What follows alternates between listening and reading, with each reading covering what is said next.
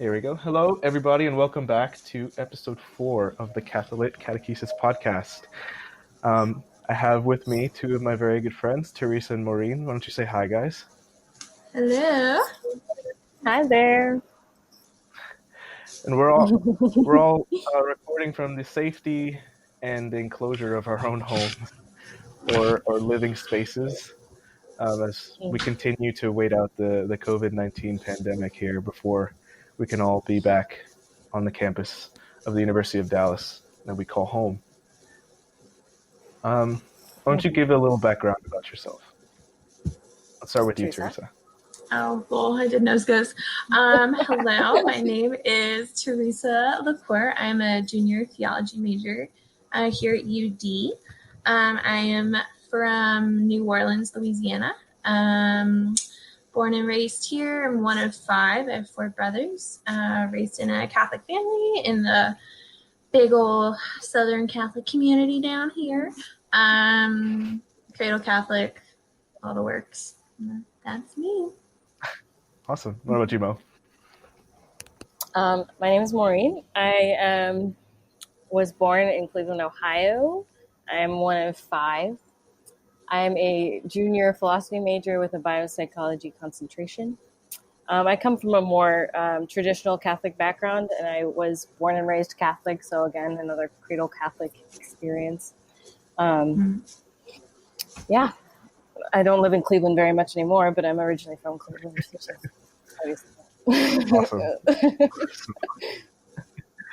All right, so again, I think as I mentioned before, this podcast goes through 3 kind of sections: experience, opinion, and suggestion. So we'll start out with experience. Just to give a little bit more, I want you guys to speak a little bit more to your own experience of catechesis. And to begin, quite simply, where did you get your religious education? Was it at your home? Was it at your parish? Was it from a Catholic school? Maureen, why don't you start us off with this one? Oh, okay. So as I said, I was raised Catholic, born, baptized soon after I was born. I was baptized Byzantine Catholic, so we're still under the Roman Rite Pope, of course, but it's just a different type of tradition, Catholic tradition. But most of my catechesis, I guess, would come from, I went to a Catholic school ever since kindergarten, a traditional kind of co-ed Catholic school up until 7th grade, and then I went to a more a smaller private liberal arts traditional Catholic school until I graduated high school. But my parents were always good about teaching us, catechism in the house. So my mom was very good about living her faith, and that alone is a learning experience in and of itself. Because you can learn a lot from the book, but you can also learn a lot by seeing how someone lives their faith.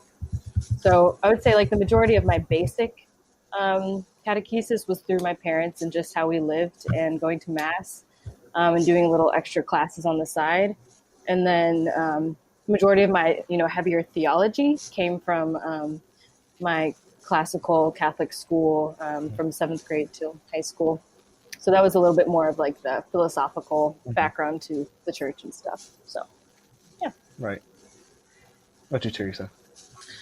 I too have been, I think it mostly from Catholic school. I've been in Catholic school since kindergarten as well. So I went to our parishes, our church parishes, like elementary school, K through 7. And then I started high school in 8th grade, 8th through 12th, all girls Catholic high school. And I guess you could say it was probably more charismatic than not. My parents are very devout. I think I agree with Mo. I learned a lot by just watching them. And my dad especially was very involved in helping us to answer kind of the more difficult questions, when we were little, the difficult questions, quote unquote, but just keeping us informed. And I think one thing that's really stuck with me is the devotion to the rosary. My parents introduced that when we were really young. So, and then also my mom is a living saint. So growing up with them, but then also I think I got most So yes, I went to like a Catholic elementary school. I can't say that that did that much for me, but I was in youth group starting 8th grade, the summer before 8th grade, and then going all the way to to my senior year of high school, and a lot of involvement with the Archdiocese of New Orleans. Again, like a little bit more charismatic than that. But yeah, I think that's where I got a lot of my formation. Right. And I might have missed this, but where did y'all get your sacramental education? Was that through a parish, or was that through kind of your education, your Catholic schools? For me, so the sacrament, baptism was not my choice. It was my parents, but I'm very grateful. No education there. But reconciliation and First Communion was done through my 2nd grade class, and then confirmation was my junior year of high school, and that was done back at my parish. So all of us were at different high schools, but we came back like really like the class I went to elementary school with, and we did our confirmation there. So kind of more through like the CYO group, Catholic Youth Organization group. Mm-hmm. Maureen, did you have any sacramental education, or was it different for you? It was about the same. I mean, again, being baptized Byzantine Catholic, you are baptized you're confirmed, you're given First Communion, all within the same, setting. So it was a little weird for me to switch between 2 churches, because the grade school I went to was a Roman Rite Catholic, as I said, more of a typical Catholic grade school. And so we did go through like First Communion like that. I had like, we went through all the typical rituals, even though I had technically received my First Communion when I was a baby. And then when we would go to Divine Liturgy at our Ukrainian Catholic parish, I would receive there. But then in the Roman Rite, I always felt weird. So, because none of the kids my age. So yeah, I went through First Communion through my grade school, as well as First Reconciliation. But I left that grade school before they went through the confirmation process. So because I was already confirmed at birth, I didn't have to go through like an RCA, or not RCA, PSR kind of thing. But yeah, it was a little weird at first, but I think going through the process with everyone else helped me more so realize what it was about. Yeah. To the best of your recollection, guys, how were these programs taught? Did you have like a set like program? Like I know Life Teen has a confirmation program and First Communion stuff. Dynamic Catholic is another big company nowadays. Or did you guys have a more kind of self-developed curriculum where you could kind of let the teachers teach from a book in the way that they would, want to teach? Well, I think for our school, in my grade school, I believe they had a pretty set program because we also had like a PSR program for kids that were part of public schools and wanted to join us for the sacrament parts. So I believe they had a pretty straight protocol. I don't remember exactly which program they used, but I remember, reading a lot of books. And then I think the teacher took some liberty when it came to certain things. But it seemed overall pretty structured. And we had some religious sisters working with us along the way, like working with our school and being really involved in that process. So it was pretty structured throughout those processes. Throughout your time. What about you, Teresa? Do you remember anything like that? I don't really remember for 2nd grade. I think we had like a textbook. I think. But for confirmation, we used a program. I don't recall what the program was. I don't think it was through Forms, but it was something. It wasn't Life Team, but it was something like that. I thought they did a really great job of using it, or at least like I don't think we did the whole thing because it was like a 2-year program, and our confirmation classes only went for like a few months before we were confirmed. So they picked and choose like which lessons they want to choose, but they used that structure. It was really good. I think just because even though all of us really like, there's out of the class of like 50 to 60, probably less than 5 were like not in Catholic school. Exactly. But that doesn't mean that like all of our theology like education levels were matching up at that point. So a lot of it was a lot more basics before getting confirmed. And so right. I thought that was helpful. Yeah. Okay. Yeah, I think nowadays we have the advent of programs being developed outside of a parish. Instead of having teachers they get their catechism and they, design their way of teaching things. That's still prevalent, but I think they're now more on even footing than they were, I guess, maybe even 30 to 20 years ago. It's an interesting development. It's like, which one works better, right? Which way does the church move forward on this? So, I don't know. Do you guys have any opinion on that? Yeah, that's interesting because I guess giving the teacher more liberty could go either way. They could miss a lot of important things, or maybe say more things that a structured book doesn't exactly talk about. But I think there ought to be some sort of uniformity, of course, because there is one truth and one, when it comes down to it, one way to do things. I mean, but many ways to approach that.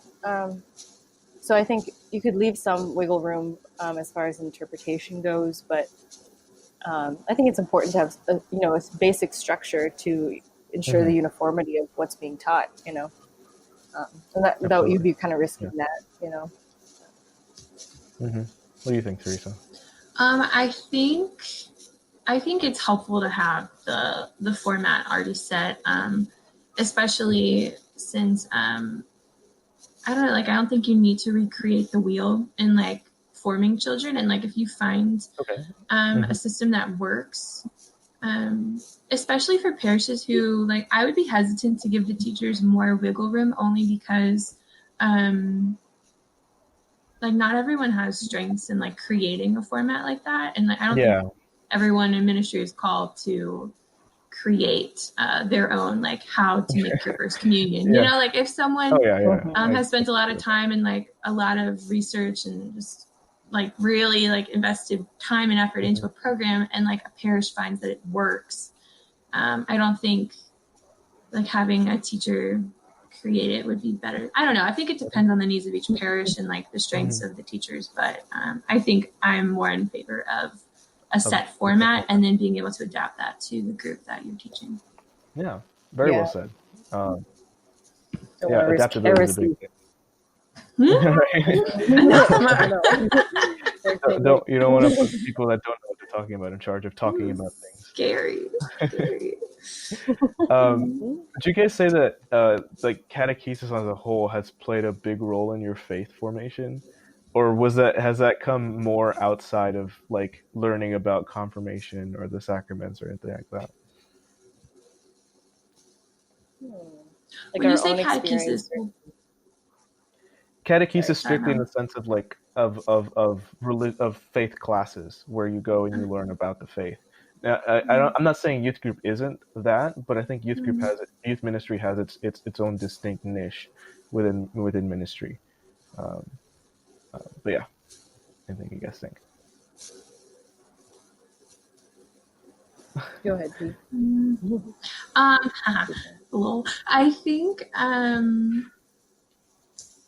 I think that catechesis has played a really big role in my faith life. I don't think I would be the major that I am without the teachers that I had teaching me in high school.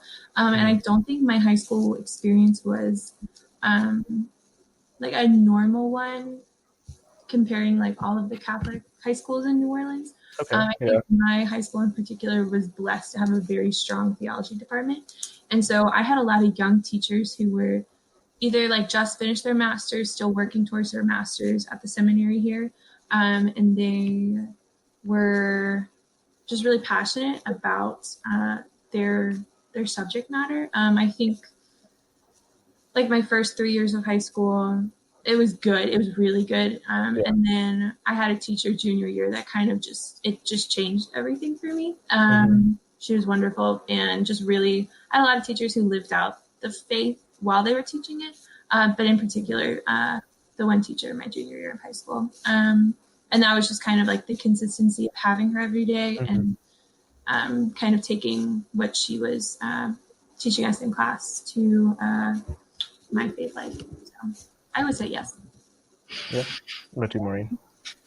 Yeah, no, I think it's such a unique experience being able to see, learn what you're learning and then see it lived out in such a direct way, and someone you admire and someone who can be there for you with all of the questions you have.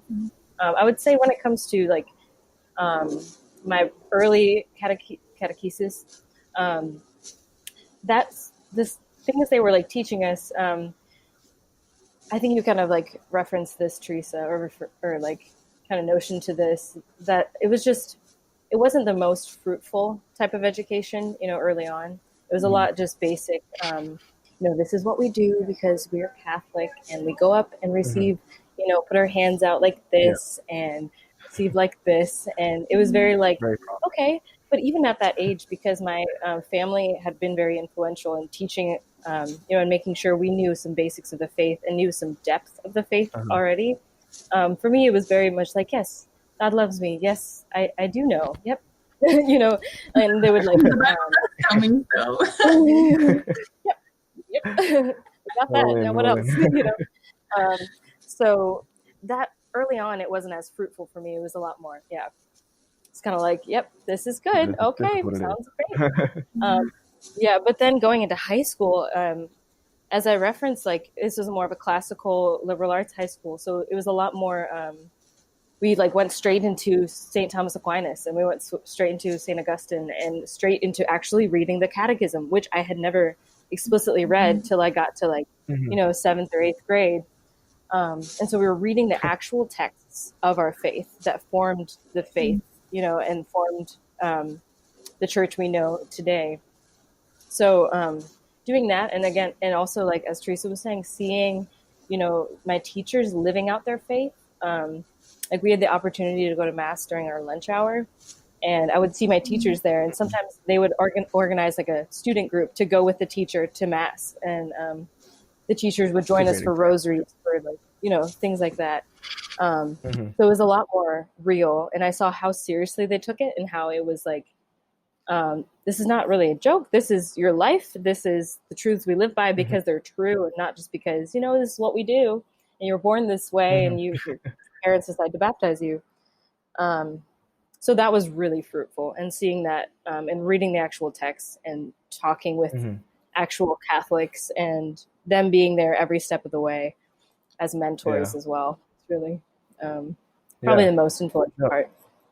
Yeah. No, that's great. What I'm hearing is a bit of a common theme is that it's not really all that much the things that you learned, but the way that you were taught them, right?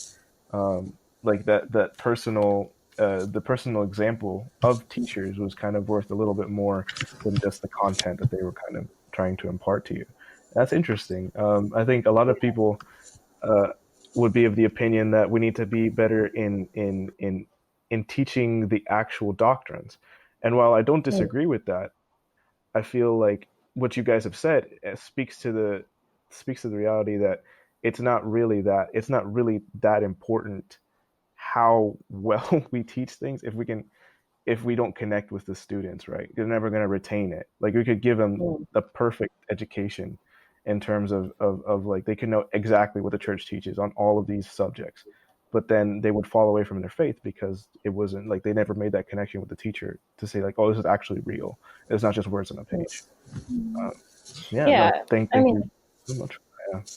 I would think that, but I do want to clarify, like the fact that these truths are being taught and being taught so well and thoroughly is like crucial. But then, as you're saying, it does kind of give this extra layer of security almost in your faith, and like it like penetrates deeper if you see it being lived out and people teaching it actually love it. Like I feel like if an atheist were to teach a theology class, you wouldn't necessarily see the passion and the love they have for what they're teaching in the same way. Yeah. And I do think that can affect you a lot, for sure. Yeah. I would echo that. I think it was a blessing to have the teachers like really living out their faith, and we could see that. But it was also like I had very good theology teachers. Like, I don't know if I even like emphasized that enough. Like, they were incredible compared to like what my peers at other schools were being taught. And so I think it does matter like how well you teach. Especially like to handle like the questions that we were throwing at them, like so random. Like we would get into like bioethical issues all the time. Like that's all we wanted to talk about. So they did a really great job of handling us, but I think like they, I don't know, like we could trust what they were saying because they were living out what they were teaching us. So it's just an added layer. Yeah. Yeah. And to be able to communicate to, people of different ages, but be able to communicate these like really giant truths of the faith that are really hard to digest at first, but just being able to communicate them in a way you understand and the way you grasp, that's like a special skill. It really is.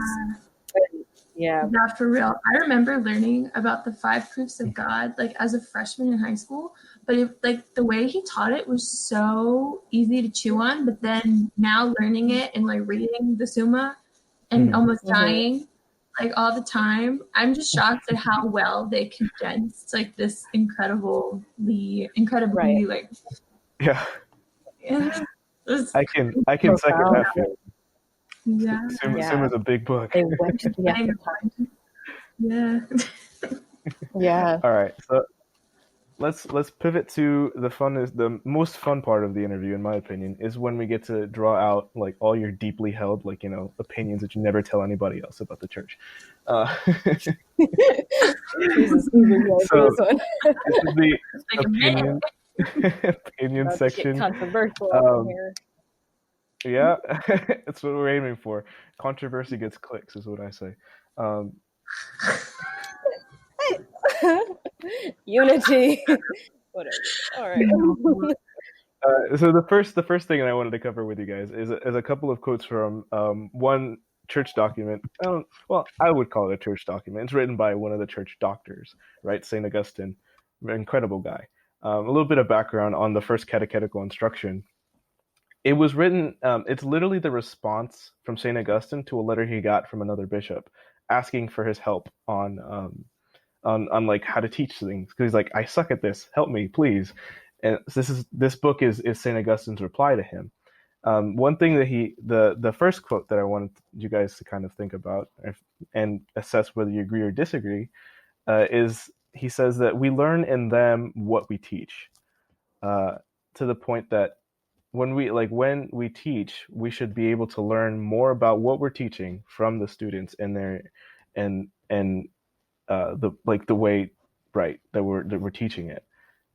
That should bring us as catechists to a deeper level of understanding of our own material. I don't know. Would you agree or disagree with that? That's interesting.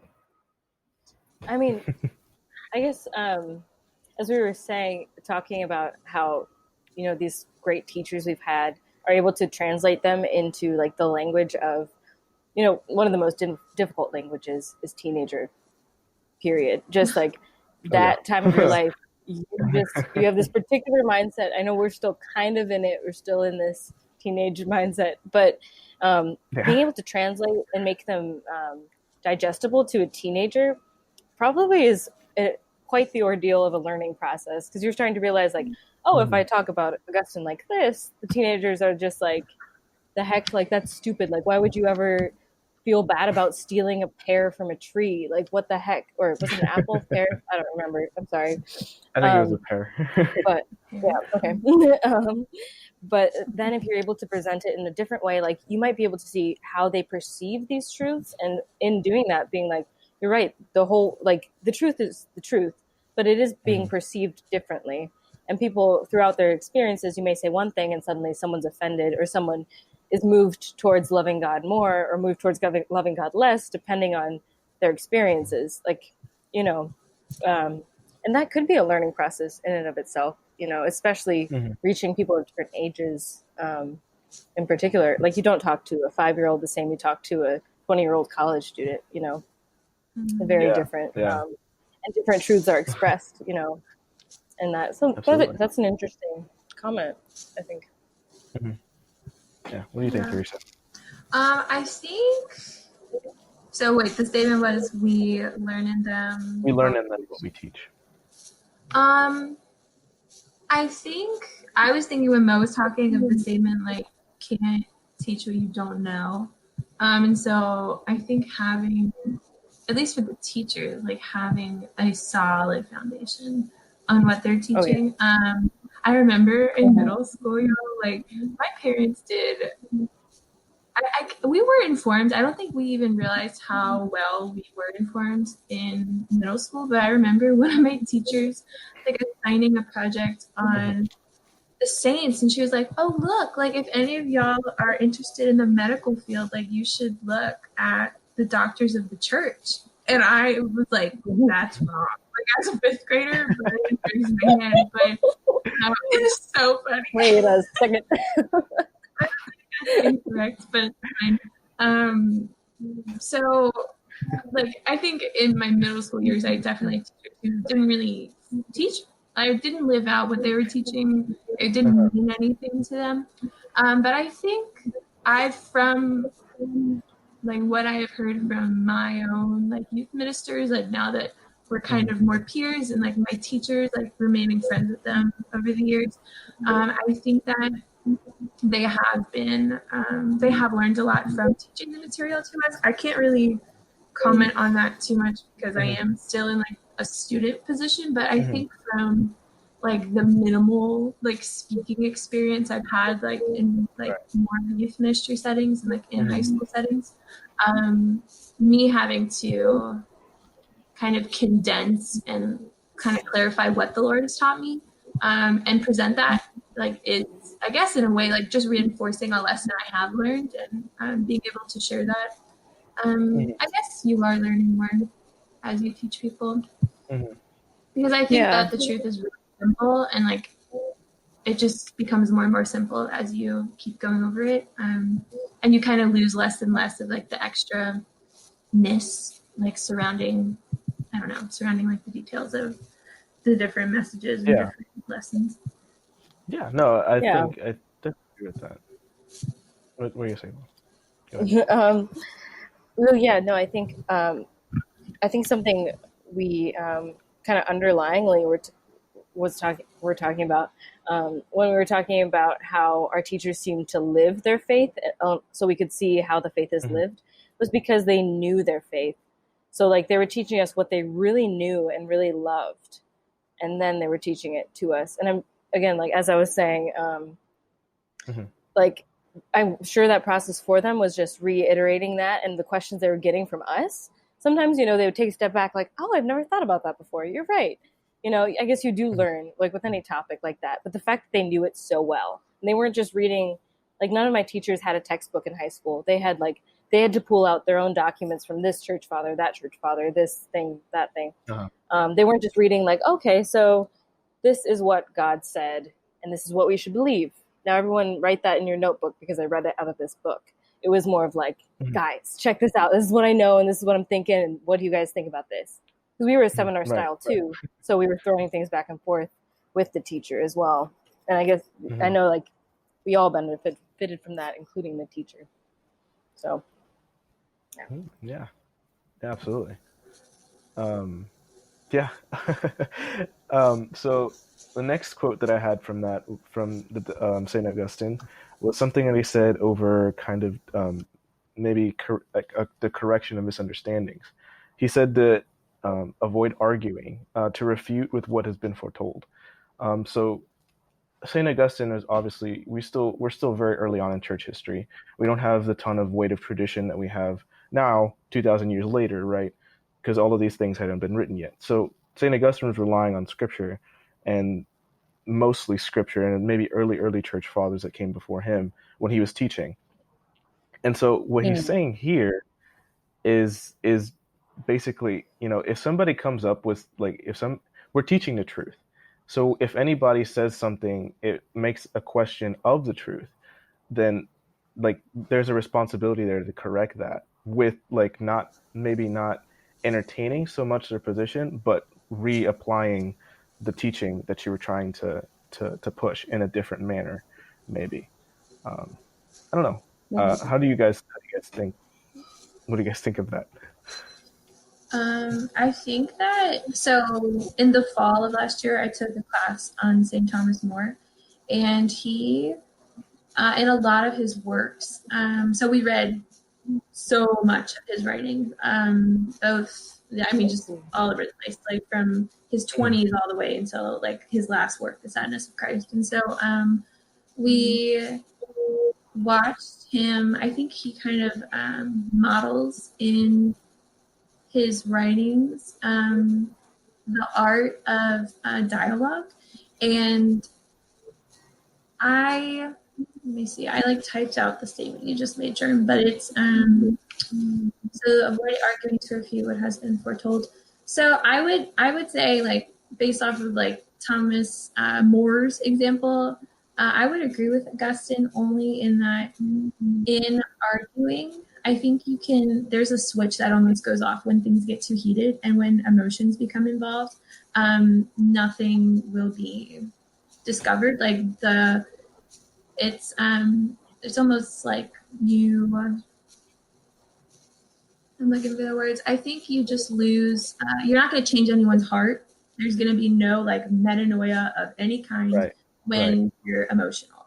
And so you have to like remain level-headed. And I think Thomas More did a really good job of exempling like how to do that. And honestly, sometimes the best thing to do in an argument is just stay silent, because I think as the person like talks more and more, they kind of can prove your arguments for you, and you don't even need to point that out. And it's honestly not always charitable to do that. So I think remembering charity, like as you're talking, but like that's different for a teacher because it is their role to correct and to like teach the truth. But I think maybe like more amongst peers, I don't know. It's a very fine art that I don't know if I have mastered completely, but good thing.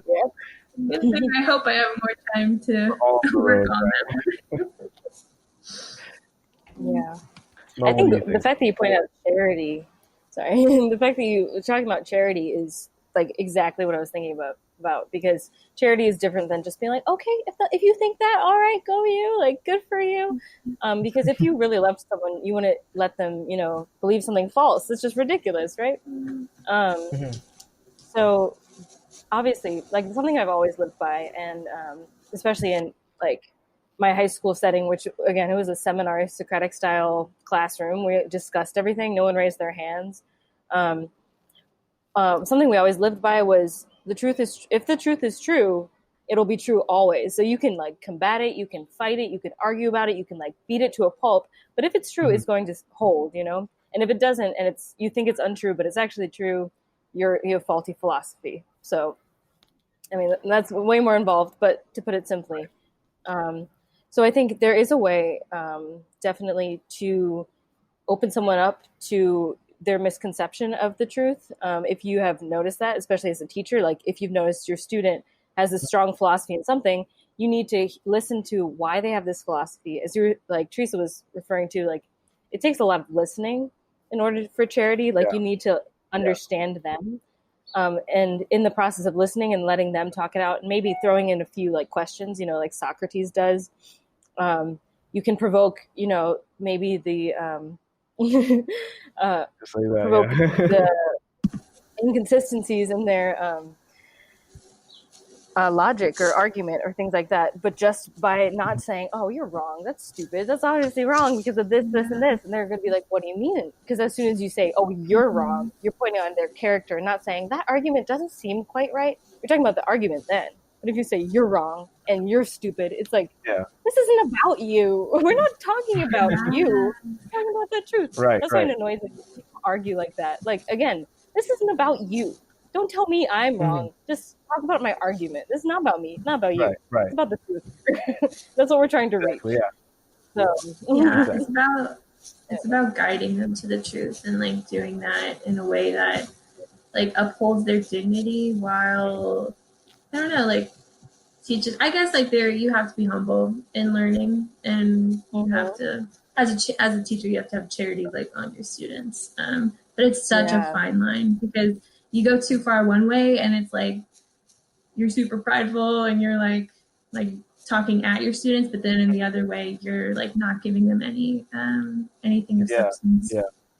Yeah, exactly. I think, exactly like you said, Teresa. There's a balance between that. And I don't think Augustine is advocating for it. Oh, true. I don't think Augustine is kind of advocating for any kind of like, you know, like scolding of students. But I think what he says in the quote is more or less like, you have to understand when somebody, if there's a misunderstanding, then the misunderstanding is there.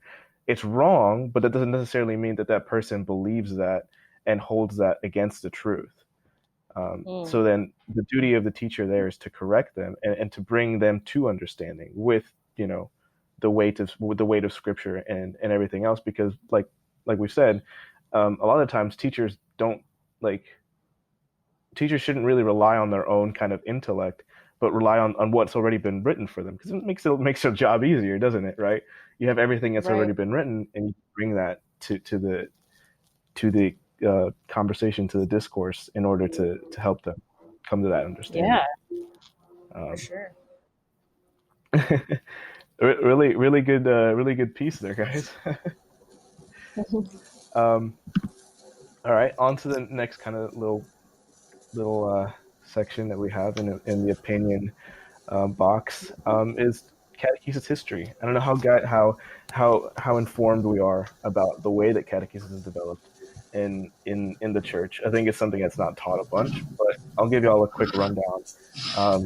And basically, there are from the early church to now modern day, which I'm going to kind of put like Vatican II, right? I think that's the biggest like modern day indicator, right? We have kind of three different schools of development. So you have the early church, which has St. Augustine and another guy named St. Cyril of Jerusalem. They were two big figures. St. Cyril had 23 lectures, but before you could go into any of those lectures, if you were trying to convert, you had to do 40 days of penance, full stop, no exceptions. Can you imagine how that would go over to parish today if you tried to implement that? Everybody would leave. Nobody would be interested. That's so interesting. And then these lectures, they were made up of first off, if 40 days of penance to get rid of your sin wasn't bad enough already, like there's an exorcism at every lecture to begin it. So if you still had demons, floating around you, there was a problem. And then wait, can we pause? Mel and I, we watched an exorcism movie recently together, just so you know. So we're very knowledgeable of everything. Another podcast, perhaps. Hilarious. So they had that at the beginning of every lecture, and then there's scripture. There's a homily on the scripture, and then there's a closing prayer. So you really had a lot of emphasis in the early church on making sure people understood. The quality of the education was emphasized over really how many people we can convert.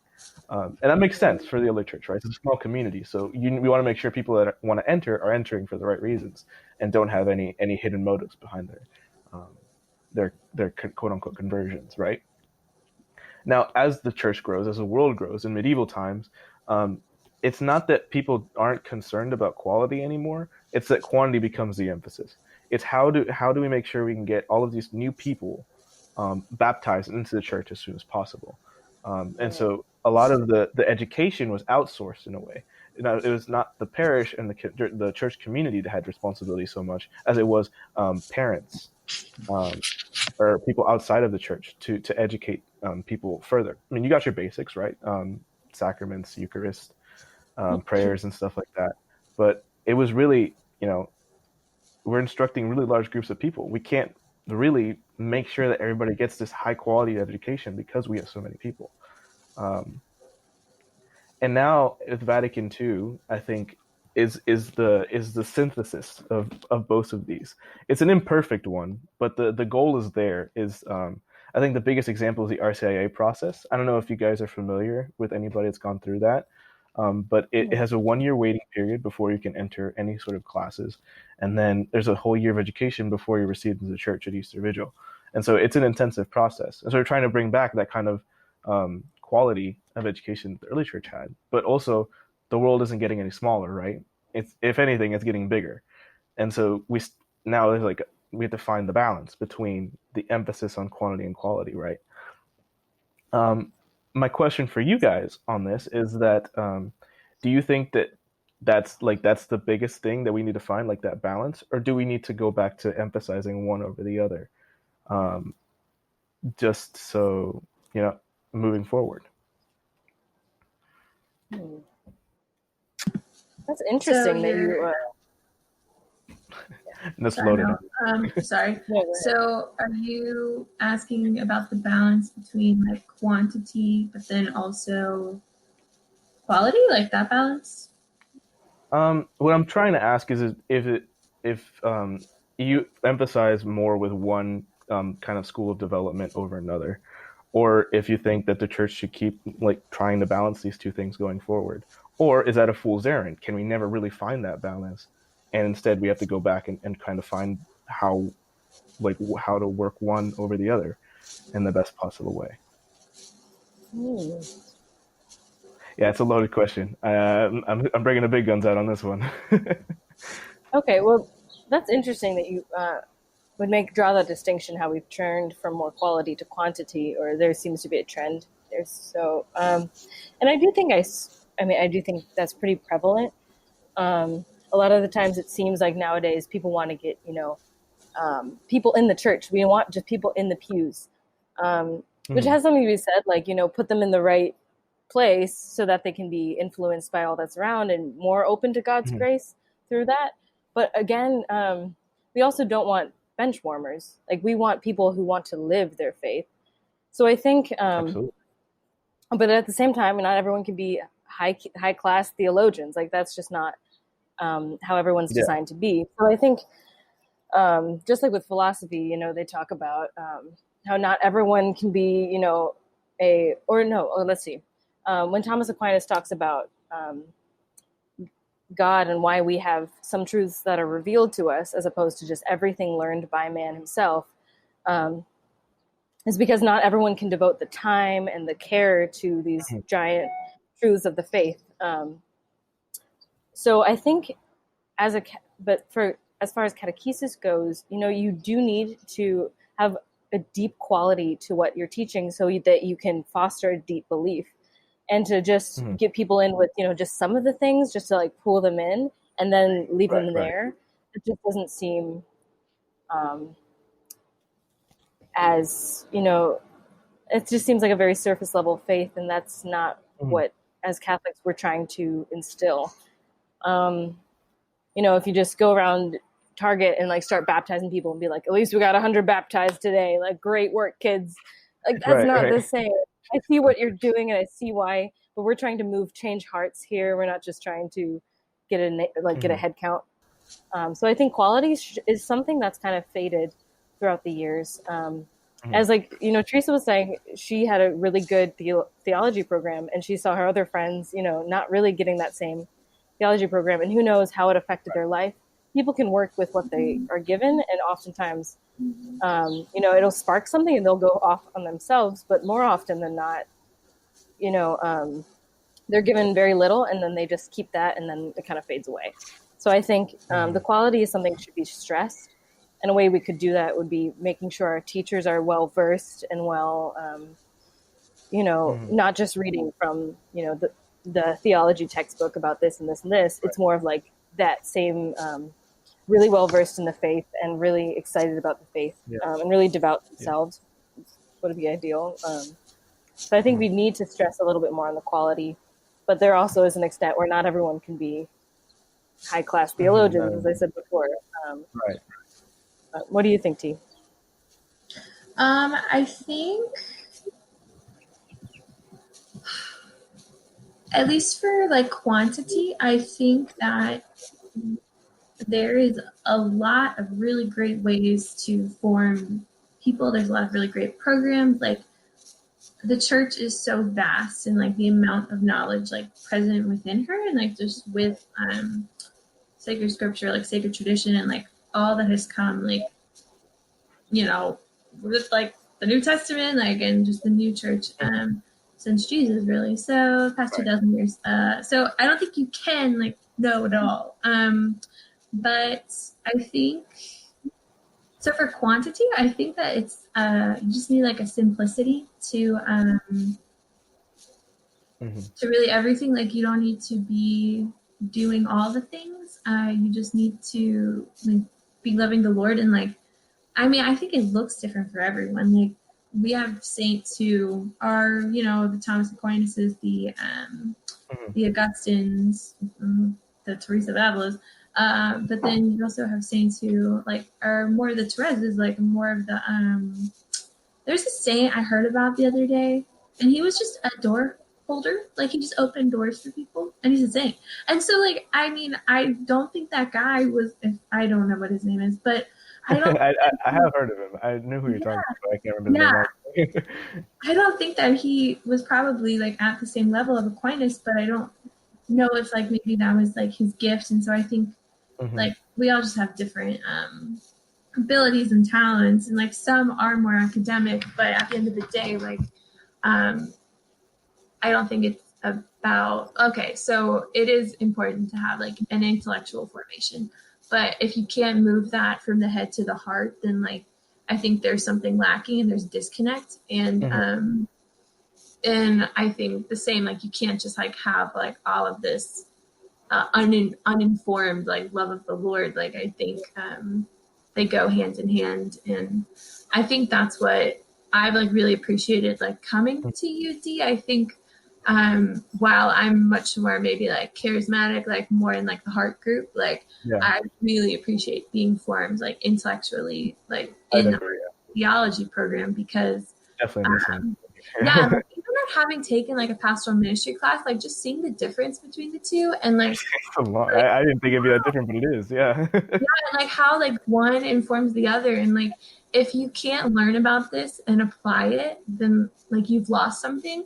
And I mean, you can't just be overrun by your emotions and your feelings towards the Lord. Like there has to be, because there's gonna be a point where you don't want to do anything, and like it's gonna need to just be an act of the will. And so so quantity, quality, I think it needs to be simple. It doesn't need to be like all the bells and whistles.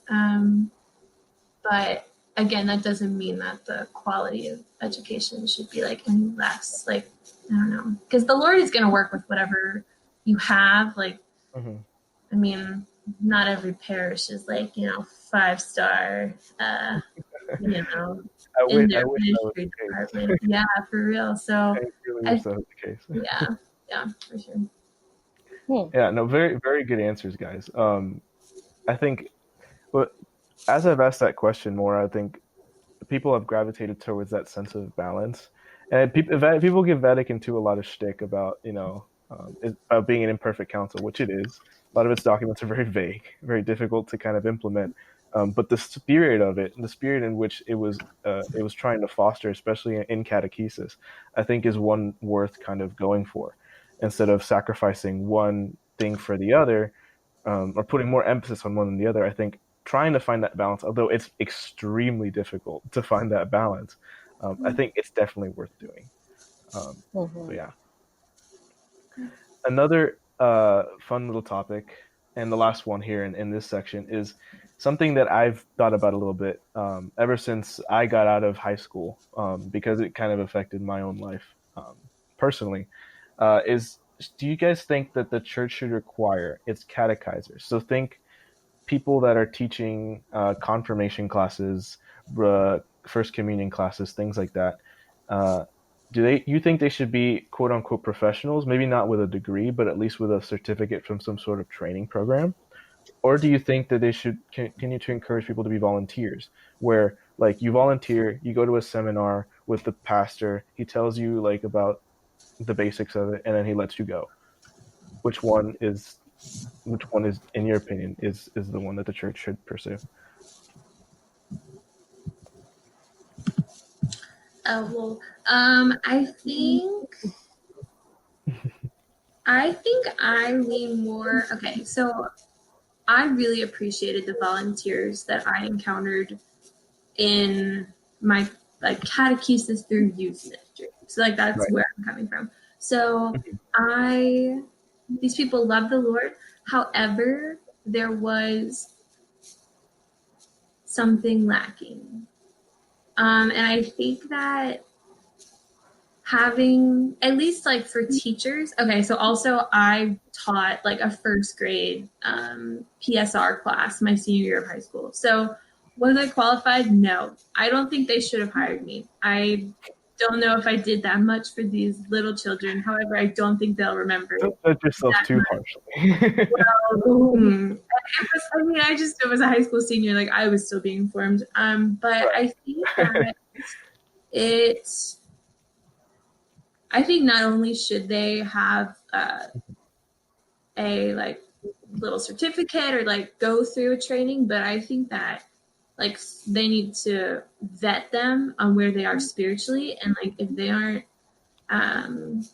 mature in their like spiritual development, I don't know how you can teach children something that you don't have, if that makes any sense. No, it does. It does. You know, like, yeah, because I did encounter a lot of people like going through like all the retreats and like the different youth group things, like adults who were there helping, that it can quickly become toxic and like it becomes about themselves. And so I think that's my hesitation with volunteers, is that it's like, what are their motivations for doing it? You know, is it love of the Lord? Is it like actually like sharing the gospel and they feel called to do this, or is it just like something else to do that they can I don't know. I don't want to like dampen like everybody's motivations and say like they're all bad, but like there are really great volunteers, and I'm not going to deny that. But I think a foundation and like making sure spiritual maturity is present in our educators is really important.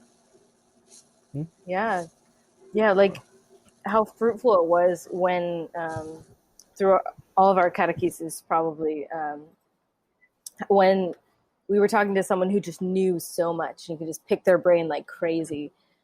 That was just so beneficial. And you could ask them these questions. They would get back to you on it. And if they didn't know, they knew someone with a blog who did, or something like that, you know?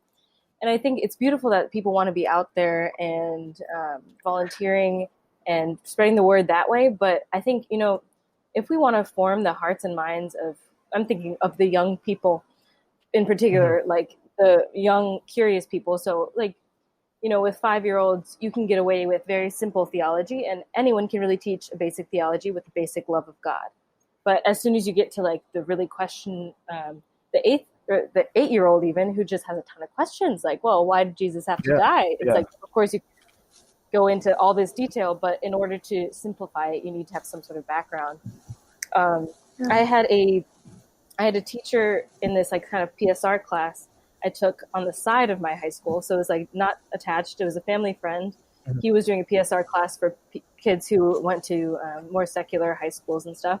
But we loved him so much that we went. And he had a master's in theology, I think. But he was so good at just relating to us teenagers. Like I was like 15, 16, 17 at the time. And everyone was asking him like, okay, well, what about drugs? You know? And of course he'd know the answer for that, but know it from such a depth. Like he would say very simple, like, well, the church teaches this, this, and this, and this is why. And I know starting your recording. There we go. Oops. Yeah, but when Mo was saying, like, yeah, we're back. Commercial break. But I think it's just the reality. Like some people have a gift for teaching, and some people don't, and you can't. I think that some teachers will just be great, and others will just be mediocre, and like the Lord's gonna work through both of them. It's just like as maybe a student, you have to kind of work harder with one than the other. I don't know. You know. Yeah, no, like, you know how... Yeah, go ahead, Mom. Go ahead. Go ahead. No, you go ahead. Well, you know how cool it is. I don't know if you guys have taken any bio classes, or I mean, you've taken classes with Father Thomas, so this applies there too. But like, for instance, with like a bio professor, if you're learning about the heart, and then turns out your bio professor was a heart surgeon, he's going to be able to tell you every nook and cranny and why this does this and how to kind of do this, and like he's going to know everything, and you're going to get such a more fruitful picture because he's had that experience and that knowledge. Whereas someone who's like, you know, got their master's in biology and is teaching you about the heart will be able to teach you the basics and pretty good, but it won't be as fruitful as like, you know, the heart surgeon. So it just kind of goes like correlates with that. Yeah. So overall, I think they should have a deep education, right? If they want to form the hearts well. Yeah, no, the reason that I asked this question is kind of because I've seen both sides of the way that volunteers can work. Like my first youth minister that I ever had, she was a volunteer. Her degree was in music, so she was not like theologically formed in any way, but she had the passion for it. And so she educated herself. Basically, she went through a bunch of training programs. She tried to learn as much as she could. And I'm not going to say that she gave us like really, really deep like theology, but we knew, like she knew, at least she knew the basics and what she was talking about, like you said, Mo. Now, on the other side, when she left, my second youth minister that I had for my senior year of high school, she was also a volunteer, and she had a lot of enthusiasm for the job. But her strengths did not lie in that job. She's a very, very prayerful woman, very quiet, very like, you know, like I would call her a prayer warrior, very, very devoted to our Lord. But she had absolutely no clue how to run that youth group. And as a result, it suffered because a lot of people, like, teens aren't dumb. They can see through that. If you don't know what you're talking about, they're not going to listen to you. And so like a youth group that had, like, they're both volunteers, but the results were very different. And so I think, to speaking to Mo's point, I think that's something that the church should really strive for, is to make sure that anybody that is placed in the position of leadership, of teaching, before especially young people, and this, it holds true for adults and young, like children as well. But I think every person that's put in that position should have some sort of training, just so that at least they know what they're talking about, even if they coming in they don't know a whole ton, right? Yeah. They're forming the hearts of our youth. We need them to be we good need them formers, to be good. you know, like that's important. I mean, God can take care of a lot through grace, but we might as well help them out, you know. we try to give God the least possible things to do. He's still busy. Right, we try to lighten his load. You know, he's an old man. He can't carry a lot. Okay. On to the last section, and this is where you get to bring out any suggestions that you might have on how the church should improve. I'm not expecting anything like concrete, like life-changing, like I need to get this to the Pope as soon as possible, but anything that you think that the church can do better and should do better is very welcome. So that's kind of the first question that I have. What do you think that the church can do better?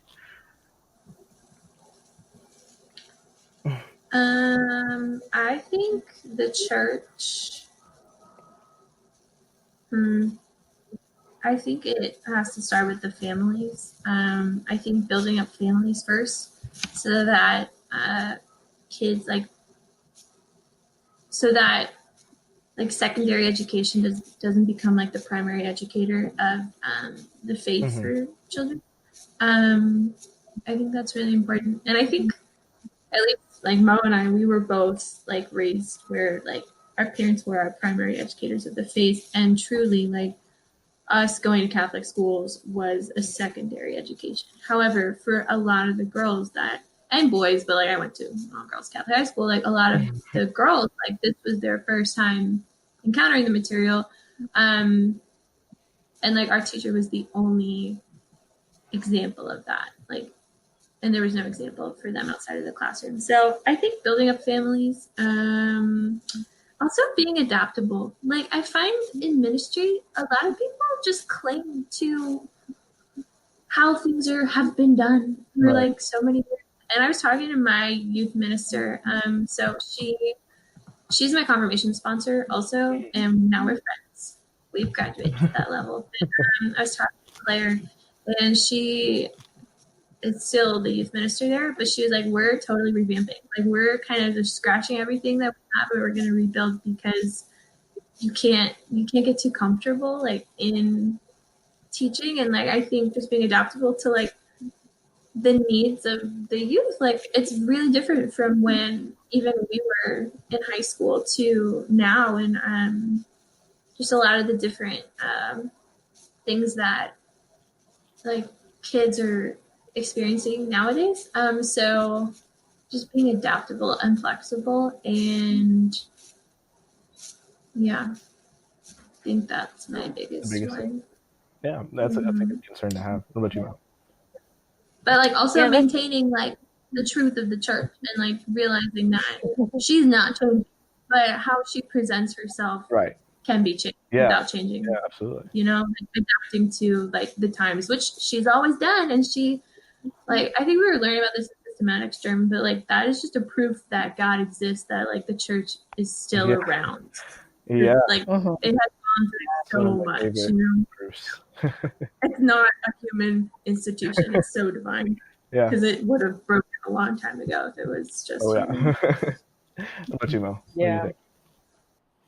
Yeah, I think the question of the point of adaptability is really important, because as not only through a person's life they change and how they learn and how they're moved towards what things that they loved and things like that, but also through generations. Like maybe theology is the same as it was in the 80s, but not everyone really learns like they do in the 80s anymore. Or like, you know, for a kind of strange example, but yeah, and I think that's an interesting point. Yeah, but I think something within that adaptability, and there might be ways in which like the culture is different, so you do have to speak to the people of that culture in a different way and through the medium that they understand, without, you know, watering down or compromising truths of the faith, as Teresa was saying. But I think something that most people will cling on to, no matter what like the age is, like when it comes to reaching the heart, is Teresa, I really like that heart versus head analogy. When it comes to reaching the heart, that'll kind of change. Yeah, it'll kind of change to reach the heart directly throughout the ages. But when it comes to reaching the head, when I think it's true always. And people typically, when they want to believe, when they're believing for something, or when they want to love something, they want a reason. They want to see logic. They want to see this strung out, again, like philosophy major talking, but like this philosophical like outplay of just this perfect thing that just makes sense. And they want to do something that makes sense, and that, yes, they feel good about, but also that just makes sense. And so presenting the truths of the faith as they are, like rational, logical, philosophically sound truths, is so important. And then to translate that to the heart does take a lot of skill. And in order to like kind of meld the two, reach the heart so as to move the heart to God and move the mind to God, is important. But this just reminds me of a movie that I saw actually like 2 days ago, with a friend of ours, Thomas. But it was a really funny movie, and it was great, and I thought it was hilarious on its own. But a lot of it had to do with, I guess, part of it. This girl comes into this. She goes into like a witness protection program, and she is put in a convent, and she is like this stage show singer. It's hilarious. Teresa, you would love it. What movie? This sounds so good. Well, it is really fun. Yeah. But there's a point in it. So she like kind of takes on the nuns choir and like starts directing them, and they're like really, really, you know, excitable and out there, and like, you know, they're clapping their hands, they're like have tambourines and stuff like that. And while I see how that, but like the thing that got me was that like, you know, these kids off the street in like these grungy clothes started walking to the church, like, oh, what's that noise? Like, whoa, this place is actually pretty cool. But I was thinking, like, as good as that is, I wouldn't see that nowadays, you know, necessarily someone walking in the church and being like, just these kids off the street being like, dang, this is actually, church can be cool. Like, that just wouldn't reach a lot of kids nowadays. Yeah. But something like that makes them feel or makes them notice like, oh, this is important, this is true, this is complex. Now, again, there can be a lot of ways to do this, and it's move the heart towards God, and it really depends on the person. But I don't know. That what you were saying about adaptability made me think of that. How like, especially nowadays, I don't think that that type of thing would draw as many people like in the way that they thought it would. Yeah. But there is a way still. I forget where I was kind of going with that, but That's fine. So being adaptable is important, but also maintaining the truth and maintaining the logic and the just things that will never change is important to instill that. But in order to translate it kind of per generation, I think that's what I was trying to say. I kind of forgot where I was going for a moment. It got me thinking about that movie. Yeah, I think also, first of all, wow, what a movie this Sister Act was. I enjoyed the game of trying to figure out what movie we were talking about. That's what it was. That's on the tip of my tongue. Sister Act, right? It was so great. Such a great movie. Love Whoopi, but love her. But I think also realizing that like kids can handle this material. Like you don't have to water it down. Like I wish that I would have been challenged more in middle school because I think I could have handled it. And I definitely wasn't like just in, your everyday like Catholic school. Right. So yeah, I think just really like actually giving, and also teenagers, like giving them this stuff and not, I think everyone wants to just kind of take the easy route and like doesn't want to go too hard on, you don't want to, hurt anybody's feelings or whatever. But in reality, like, I don't know, like I think kids, many centuries ago used to just learn this when they're very young. But now for some reason, I think there are a lot of like roadblocks put in place and through like our education like process of catechesis. And so I think just realizing that these kids can handle stuff. Like I have a friend, she's a kindergarten teacher and she teaches her class. They like know all of the mysteries of the rosary and they can recite them all. Did I know that as a child? No, I hated praying the rosary at night. I still struggle sometimes. Yeah, but like she has her little ones, like they know this stuff. So I think, and they can, we can handle maybe a little bit more. Right. Yeah. That's a good point. And kids like they want to know more too. Like I remember being in second grade again, hearing these things where I was like, yep, that sounds good. But like I don't want just like I was really good at religion in grade school, like A++, because it was so basic. And I was thinking in my head like 3 years ago. What is this? Yeah, because our parents taught it was like 3 years ago. Like it was just a question we had. Our parents talked to us, but if it's not a discussion in the home, like I don't know, you are learning it for the first time in 5th grade. So I guess that does make sense, like why some kids are learning it so late. It's because their parents aren't really talking about it. Yeah. Yeah, that's a big thing. What you were saying about like the family formation, that's huge. That can really like if you don't think being moved out or like if it's not kind of like stamped in your brain, it's going to be a lot harder for you to go out and live it. It's definitely possible. But if there's not that catechesis in the home at all, it's going to be really difficult. Exactly. Yeah. And this is going to take it like another step further, but even like our parents, like when they're being formed for marriage, like they should, it kind of comes full circle. Like they should realize like what they're doing. I'm taking a class right now on Christian marriage. And so like they should be aware of like the whole point of marriage is for the procreation and the education of your kids. Like that is the whole point. And so, you don't have to be, a theology major with like a bunch of degrees coming out of the wazoo, but like you have a duty to your children to help raise them in whatever way that looks like. And it doesn't need to be super complex and like Aquinas every day, Tuesdays of Thomas, but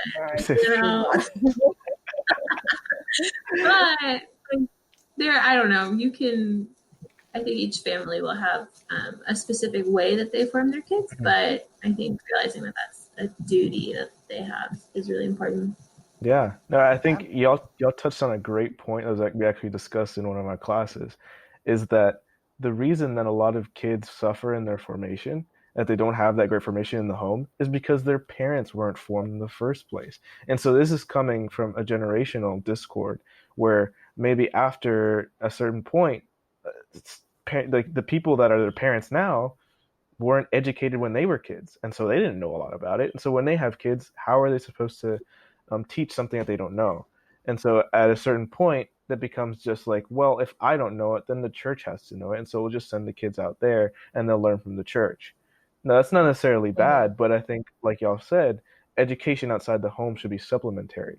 It should, like, we should know a lot of the basics already, and so that way we get a fuller understanding when we go out and we learn from people that might know a little bit more than our parents, right? Yeah, no, very, very well said, you guys. I really like that exchange.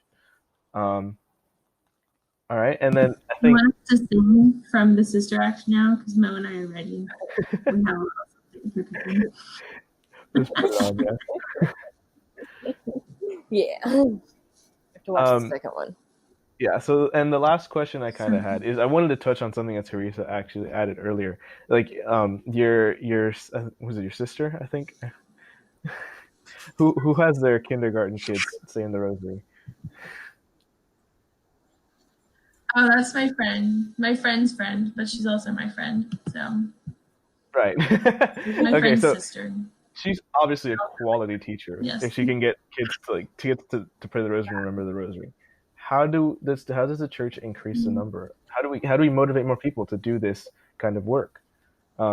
Especially, I think, if we're maybe not as the world as a whole, but here in the United States, how do we get more people to do this work? I mean, I think if you foster good, God-loving Catholics, then those that are more inclined to teach will want to teach what they love. So I think it really starts in the formation of each generation, and hopefully if you form enough within that generation, then the next generation will be covered. And I know that seems like a very simple fix. Like, that's what you do, but it does seem like, Starting point.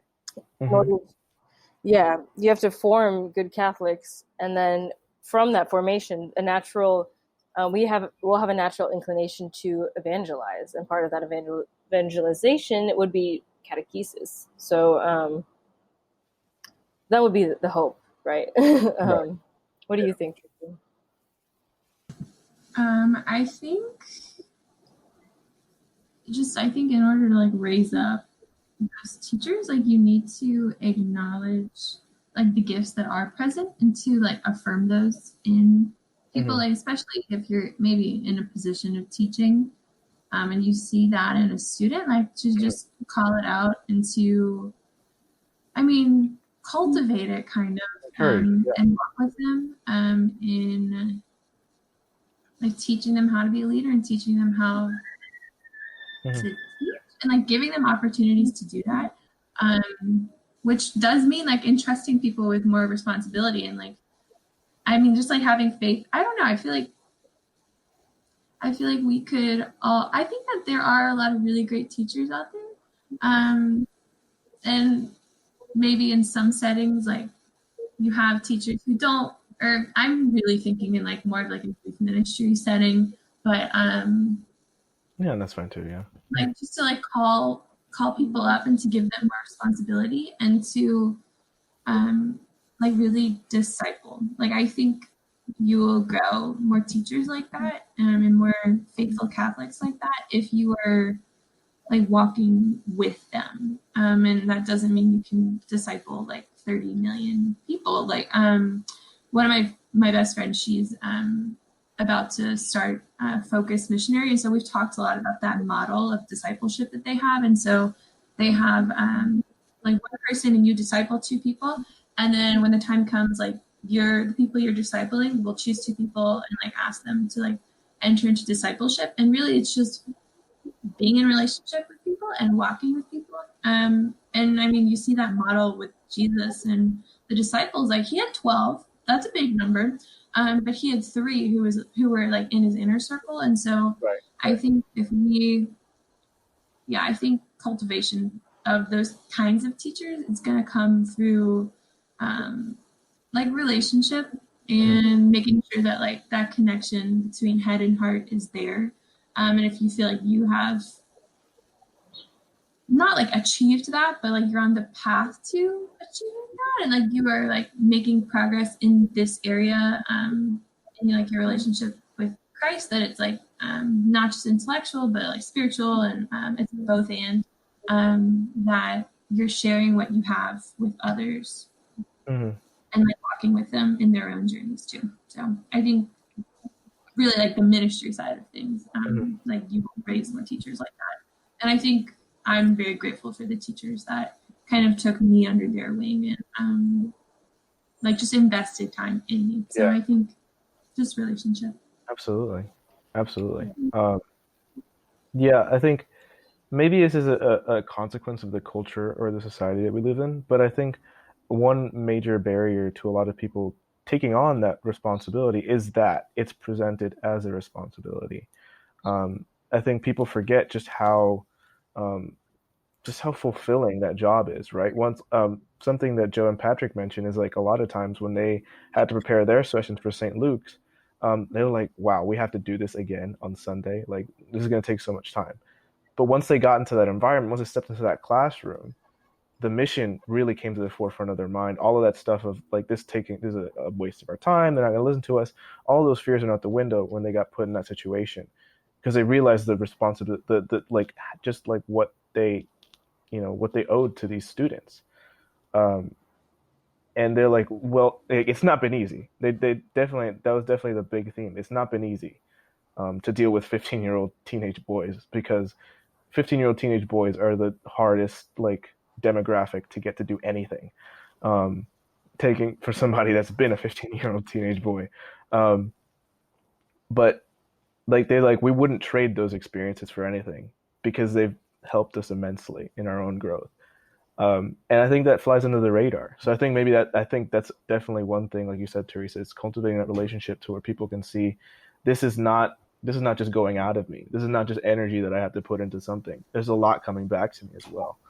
And making sure that that's apparent, I think would be a great like first step towards all of that, to getting more teachers. Yeah. And I think realizing as well, too that like, you go, Mom. No. No. It's okay. Oh, I think realizing that like this is not just something for teachers. Like this is not just like a teacher's problem. Like this is like all of our vocations is to be holy and to spread the gospel. And so yes, that will look different, and it is not as direct maybe if you are like a lawyer or you work in a science lab, like, or maybe politics. Like it's not as like in your face as dealing with the subject matter directly, but like this is something that like I mean this is our duty to do. Like I mean we are like the representatives of Christ on earth, and seeing that as a call to, and a gift really, like that we get to share this message. I totally understand how they feel of like, oh, I have to do this again, like and like when you're in it, it's like this is the best thing ever. How could I ever feel any other way? So, Mel, what were you thinking? Yeah, well, I was also thinking like something the church can do directly, in the time being, is educating our priests really well, and those seminarians, making sure they get a really, really thorough education, because they do find that calling to be those high-class theologians that I keep talking about. There are different strengths and different type of ministry the priests can engage in, but especially our pastoral priests who are speaking at the pulpit every weekend. This can really change hearts one way or the other. I know like my life has been very influenced by certain just very like 20-minute homilies or 15-minute, 10-minute homilies, 5-minute homilies. Like if we can change hearts through those primary educators, then that'll just reach so many more people, because we have the seminarians we can form directly, and the church Right. can directly say, you guys learn this, you learn it like this, and you don't do this. Like, so I just think that's so cool. I love the seminarians. We get to, see around our campus. I know, I have a bunch of classes, but I'm Love sure those y'all guys. do as well. Mhm. They're so great, and they're receiving a really thorough education. So if one of them were my parish priest, I'm sure I would just like sit back and like these guys are great. Guys know what they're doing. Fly in different areas, but Yeah. So I think that's for sure. something the church can do very directly.